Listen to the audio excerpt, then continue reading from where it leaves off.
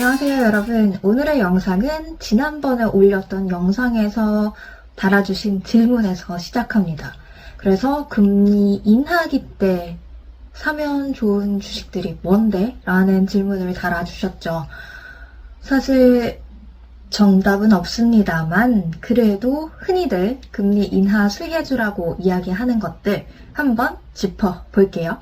일단 수혜주가 왜 어떤 원리로 나타나는지부터 간략하게만 체크를 해볼게요. 금리가 인하되면 기본적으로 대출이 저렴해집니다. 이자가 줄어드니까요. 그러니까 기업 투자 또 기업 성장에 긍정적인 역할을 할 수가 있고요. 투자자들도 예전에는 금리가 높다 보니까 예적금 금리 만족하면서 거기에 돈을 넣었다면 이제는 이 예적금 금리가 하락하면서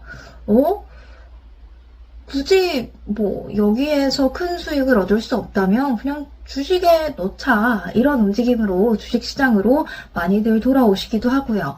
대출 이자가 저렴해지면 부동산도 활발해집니다.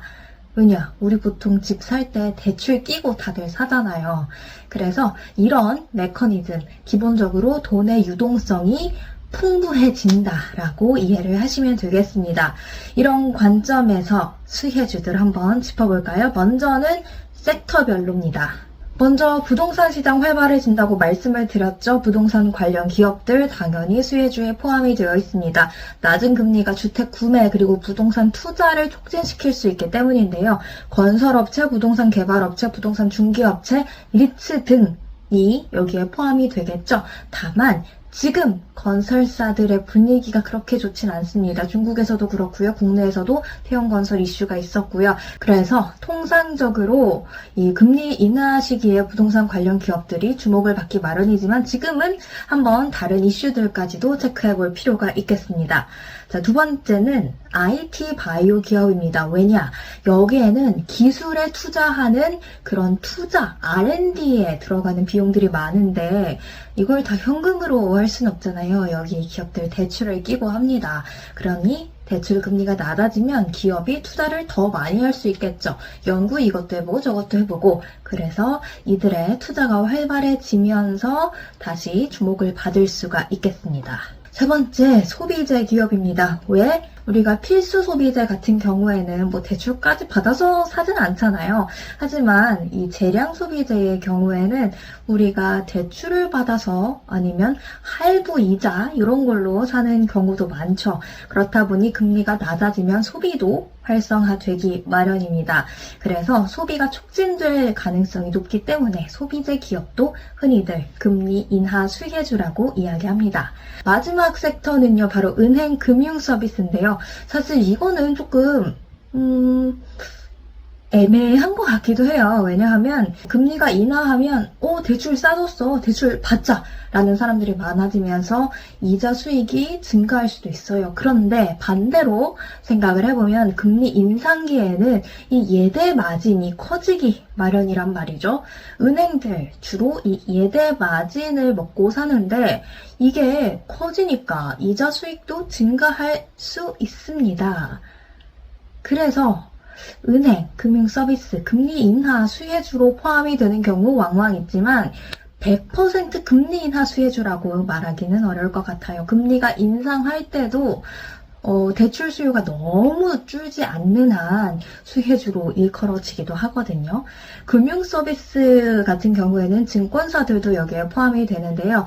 아까 서두에 말씀드렸듯이 예전에는 예적금 금리가 5%였으니까 안정성도 있고 금리도 괜찮고 예적금으로 갔단 말이죠. 그런데 이게 하락을 하면 굳이 3%, 2% 받으려고 예적금 해야겠어? 그냥 조금 위험도가 있어서 주식으로 가자. 그러면 5%, 10% 먹을 가능성도 있어 라면서 주식으로 돌아오기 마련이죠.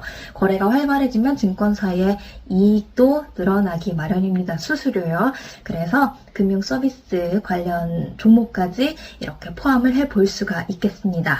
이렇게 섹터별로 한번 정리를 해봤는데요. 꼭 금리 인하만 영향을 받는 섹터들은 아니다 보니까 다른 이슈들이 있다면 같이 한번 생각을 해보셔야 될 것 같은데 무작정 검색하기 어려우니까 이런 섹터들 중심으로 검색을 해보시면 좋을 것 같다라고 추천을 해드립니다. 투자 권유는 아닙니다. 자, 그리고 이제 성격, 섹터 말고 성격으로도 한번 제가 분류를 해봤는데요. 금리 인하기에는 배당주, 특히 고배당주가 다시 주목을 받습니다. 근데 여기서 주의할 거, 무조건 배당률이 높다고 좋은 건 아닙니다. 높은 데는 높은 이유도 있겠죠. 그래서 높다고 따라갈 게 아니라 이 지속 가능성, 배당을 꾸준히 주는지가 중요한 포인트가 될 것 같습니다. 그런 의미에서 배당 왕족주 또 귀족주에 주목을 해볼 수가 있겠는데요. 배당 왕족주, 매년 연속적으로 최소 50년 이상 배당을 증가시킨 기업이에요. 그러니까 투자자들 입장에서는 굉장히 신뢰도가 높을 수밖에 없겠죠. 경기 사이클에 무관하게 배당을 계속 늘려왔다라는 거니까요. 그럼 이런 배당 귀족주, 왕족주 어디서 찾느냐? 좋은 사이트가 있어서 소개해 드리려고 합니다. Sure Dividend라는 사이트인데요. 구글이나 뭐 어디든지 www.com suredividend.com 으로 들어가시면요. 이 페이지가 뜨게 되고요. 계속 내리다 보면요. 요런 또 창이 뜨는데요. 여기 제가 네모 쳐놨죠? 배당 왕족주, 배당 귀족주입니다. 이메일만 기입을 하시면 무료로 이 차트를 받아보실 수 있어요. 저 여기 지분 없고요. 유료도 아니고 무료입니다. 그러니까 관심 있으신 분들은 이 사이트 한번 참고해 보시는 것도 좋을 것 같아요.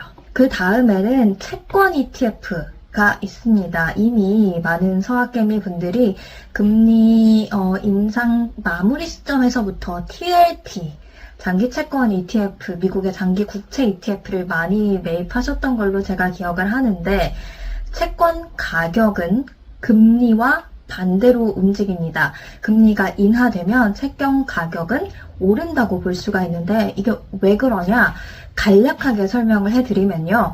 2023년 작년에는 5% 금리의 30년 만기 국채를 팔았는데 올해는 금리 인하에 발맞춰서 2% 금리의 30년 만기 국채를 판다고 생각을 해보세요. 그러면 2%가 매력적이에요? 5%가 매력적이에요? 당연히 5%죠. 그러니까 이전에 발행됐던 이 국채의 가격, 수요가 높아지면서 가격도 함께 높아집니다.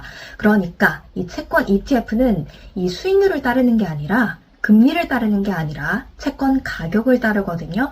채권 ETF 당연히 또 올라갈 수가 있겠죠. 그리고 대체로 이 경우에는 장기 채권일수록 조금 더 금리에 민감하게 반응하는 경향이 있어서 참고하시면 좋을 것 같습니다. 마지막으로는 중소형주입니다. 금리 인하기에 왜 중소형주에 사람들이 좀 더 주목을 하느냐? 왜냐? 대기업 같은 경우에는 이미 전에도 사업을 잘 했다고 볼 수가 있기 때문에 모아놓은 현금이라든가 유동자산들이 좀 있을 거예요. 그러니까 금리가 올라도 그래? 우리 좀 모아뒀던 현금으로 뭐 하면 돼? 사업하면 돼? 뭐 투자하면 돼? 이렇게 할 수 있어요. 근데 중소형 기업 같은 경우에는 좀 빠듯한 게 현실이잖아요. 그러니까 우리는 대출해야만 신사업할 수 있는데 이거 이자 감당되겠어? 라면서 좀 미루는 경향들이 있단 말이에요. 근데 금리가 인하되면 다시 우리 하자! 라고 할 수가 있겠죠?